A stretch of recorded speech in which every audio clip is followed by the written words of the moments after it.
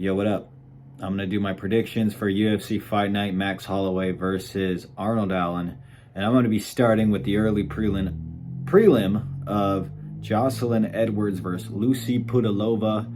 I'm going to go Lucy Pudilova here. I think Jocelyn Edwards is just too one-dimensional. She can be taken down and held down. She'll throw single kicks out there. And I think if Lucy Pudilova is smart, she's going to take advantage of just the single strike kicks and turn those into takedowns. I just expect her to out-hustle Jocelyn Edwards.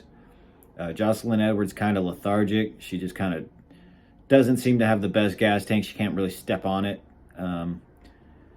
Yeah, I mean, it's a women's MMA fight, and it's bantamweight, so that place is just really hard to predict. But yeah, I'm going to go Lucy Pudilova. I'm going to go by decision. Next fight up the card. Gaston Bolanos versus Aaron Phillips. I don't know a whole lot about Aaron Phillips. I've seen a couple of his fights in the UFC. Actually, only seen two. Seen his fight with Jack Shore and one of his earlier fights.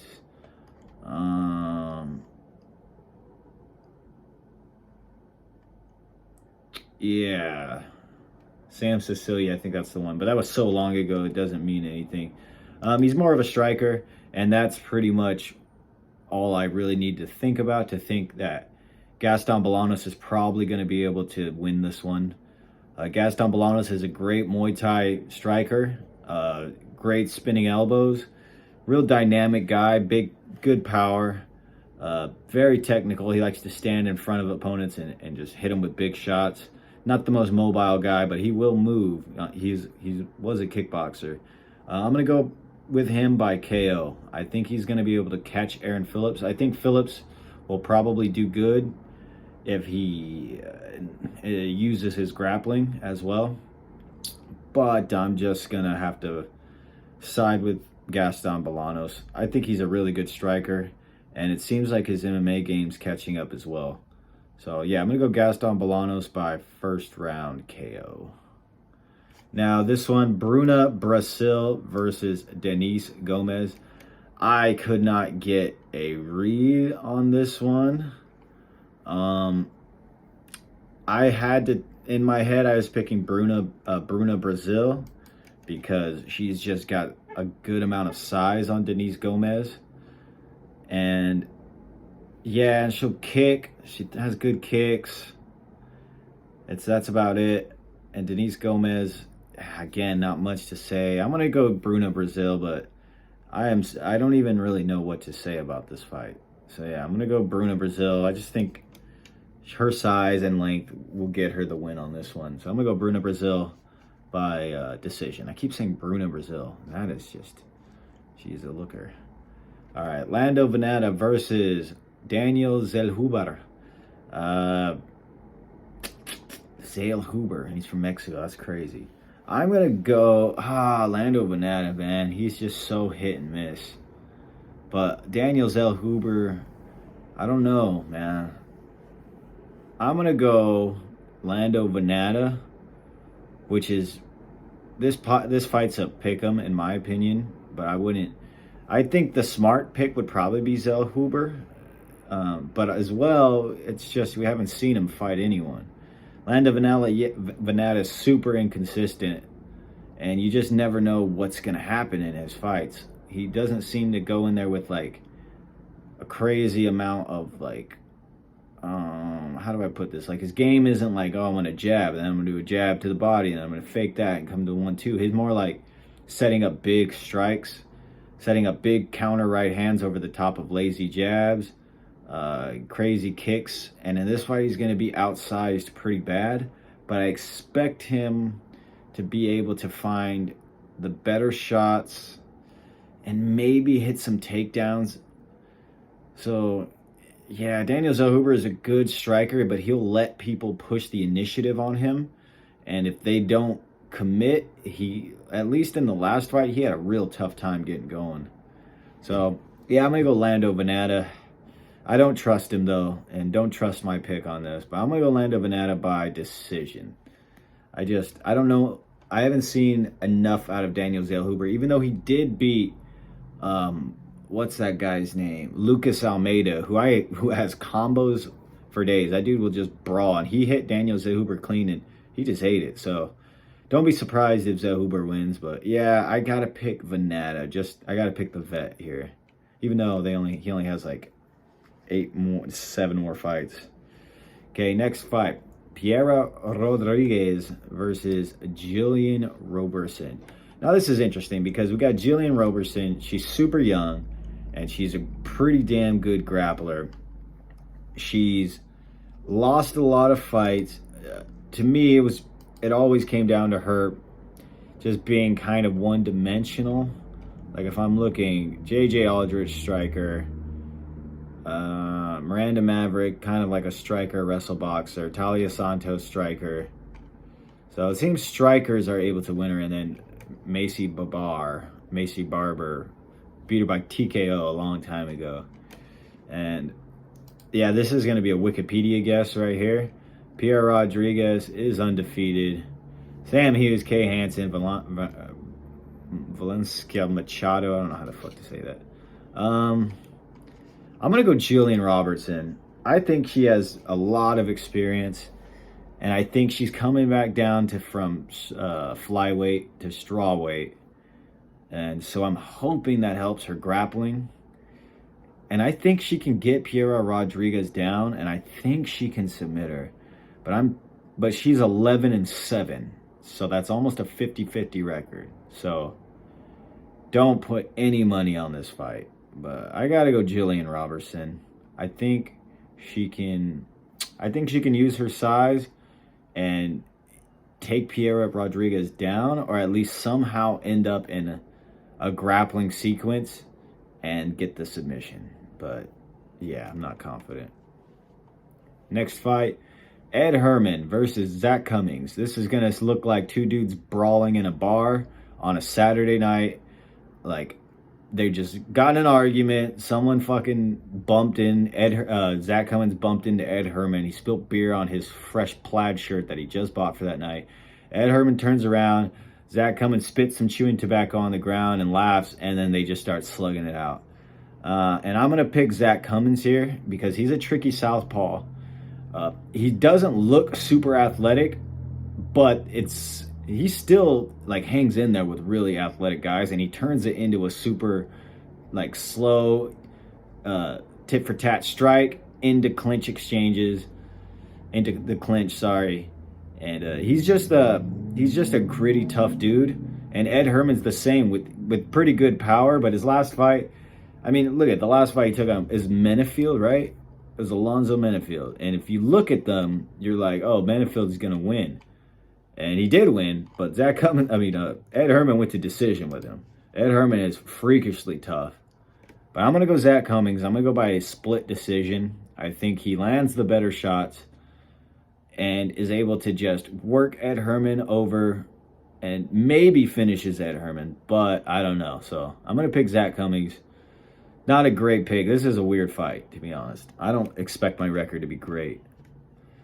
Next fight. Brandon Royval versus Mateus Nicolau. See, I'm going the underdog here. Now, Mateus Nicolau is probably the better fighter. He's patient. He has really good top control. He's a counter striker. And all those things can go against Brandon Royval. But I'm a big Royval fan. No, you know what? I can't. I'm going Mateus Nicolau. No, I'm going Brandon Royval. I already said it. Brandon Royval, he's going to walk into punches for sure. But I like his knees, I like his elbows, and I like his constant aggression, and I like his willingness to scramble. And unless Mateus Nicolau can hurt him and then control him on the ground, I'm gonna trust Brandon Royval. I'm gonna trust Brandon Royval to make this chaotic, to get in there, throw front kicks, just big winging punches, head kicks, knees. Just going for everything, and I think he can wear Nicolau down, and I think he can finish him late. Brandon Royval's got really good cardio, and he's wild. He's kind of like a Carlos Condit. So yeah, I'm going to go Brandon Royval. The only thing is he can be hit on the chin and put down, And he's been caught quite a lot in the UFC, and he's been hurt quite a few times, and it's because he's so reckless. But that's also his strength, so it's tough. But yeah, I'm going to go Brandon Royval, and I'm going to go by 3rd round TKO. Why not? Right, next fight up the card, we got TJ Brown versus Bill Algeo, and this is the featured prelim. So, I think Bill Algeo's got this. He's a slight favorite. The only reason I think he's got this is because TJ Brown is a very well-rounded fighter. Super well-rounded, super tough. He comes back from getting almost killed, and he'll fight his heart out, and he'll make it close. A gritty striker, switches stances on the feet, good grappler, good top control, good takedown defense. He's just a well-rounded fighter. And Bill Algeo is the same way. The only thing I think he struggles with is getting held down because he's got that kind of lanky build. But I love his pace, the fact that he can just keep putting a pace on people. He seems to really like fighting. Like, he's just a scrappy-ass dude. Crazy, kind of crazy probably. And I like that. I like that in a fighter because I think a lot of this shit comes down to mentality and your mental fortitude. And even though he has these close fights and he can be hurt because he's just wide open, he's not the best defensively, I just think he's going to be able to put the pressure on TJ Brown, keep from being held down on the ground, and not get knocked out. And I think he's going to win a super close competitive decision. So my final pick is Bill Algeo by decision, but it's probably going to be close.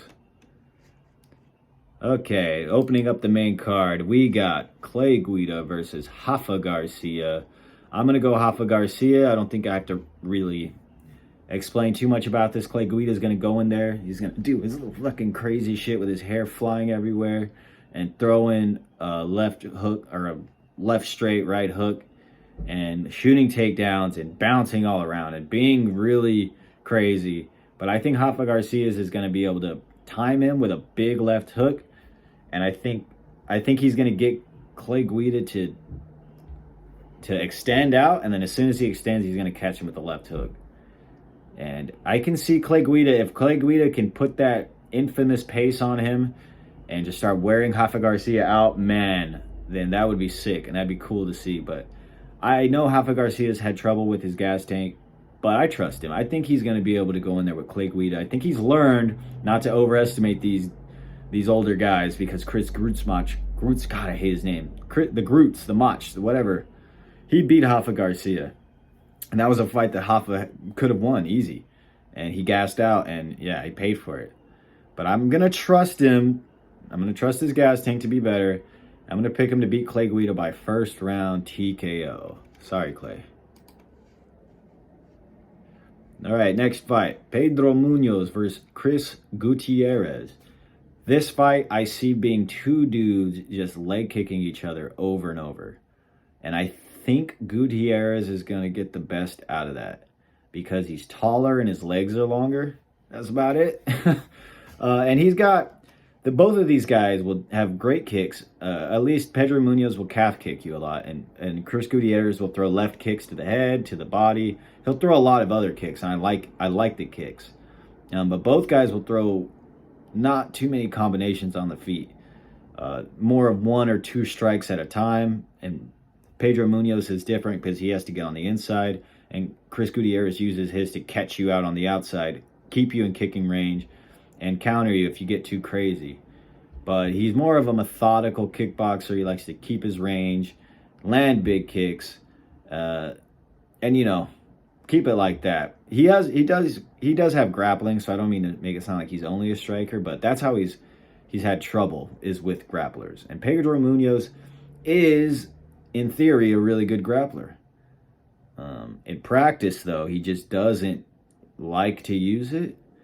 He hasn't gotten a whole lot of takedowns in his last couple fights. He hasn't even really gone for them. He's just staying on the feet, throwing calf kicks, and that's about it. He's had a tough time finding his range.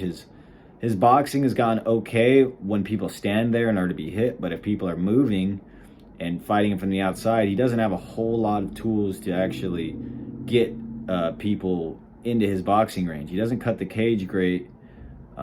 He doesn't feint. He doesn't level change a whole lot. So he just tries to come in and swing punches. And really good fighters are able to just not let him do that, basically. But I'm going to go Chris Gutierrez because I think he's just going to be able to keep the range.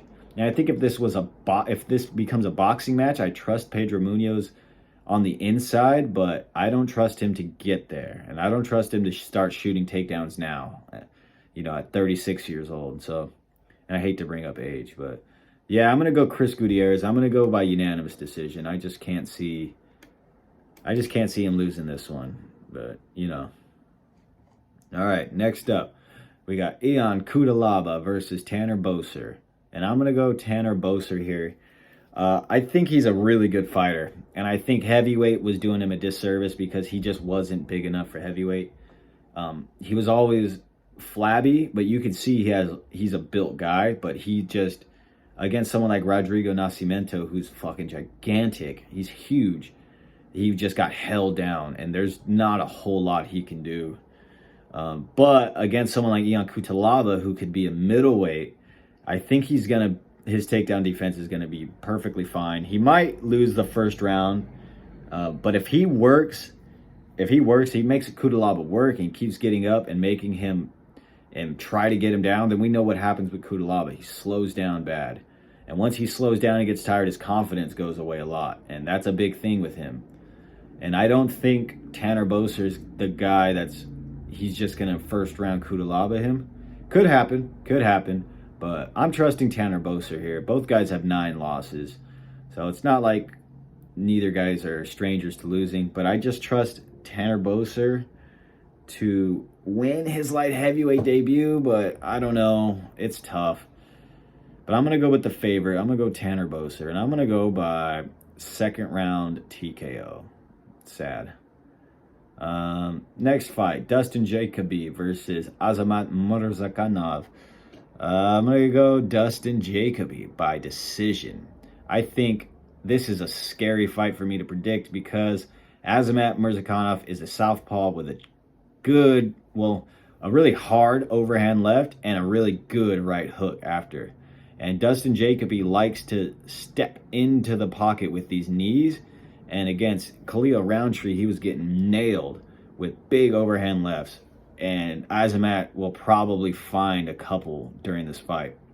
The thing is, Dustin Jacoby's got a really good chin and really good eyes and a really good fight IQ. And he's going to be taller than Azamat. So if he can just do his normal game, feint on the outside, he's not going to be able to jab as much, I don't think, because Azamat's southpaw, and that kind of makes the jab a little bit harder, especially the way Jacoby likes to use it.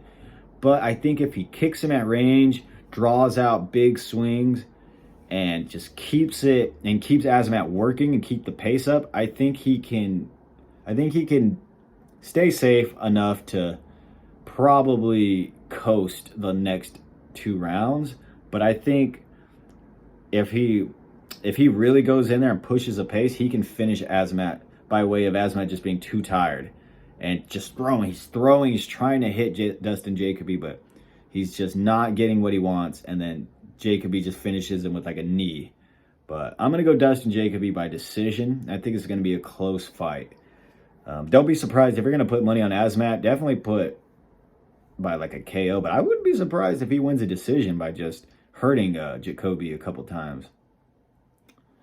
All right, but anyways, co-main event of the evening, Edson Barboza versus Billy Quarantillo. I love Edson Barboza. He was one of my favorite fighters of all time when I was younger. But he's going to probably lose this fight. I think prime Barboza would be able to finish Billy Quarantillo,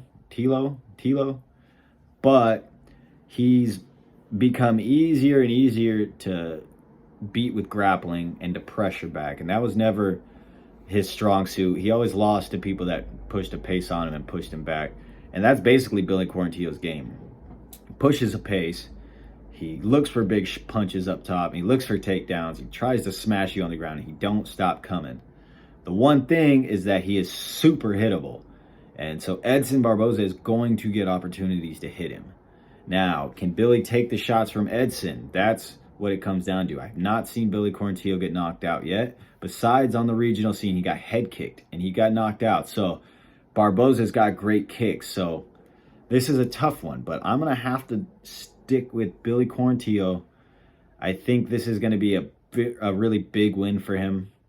I see him walking through the kicks, eating some shots, and then catching Barboza with a punch or something, and either getting a TKO or submission before the second round's over.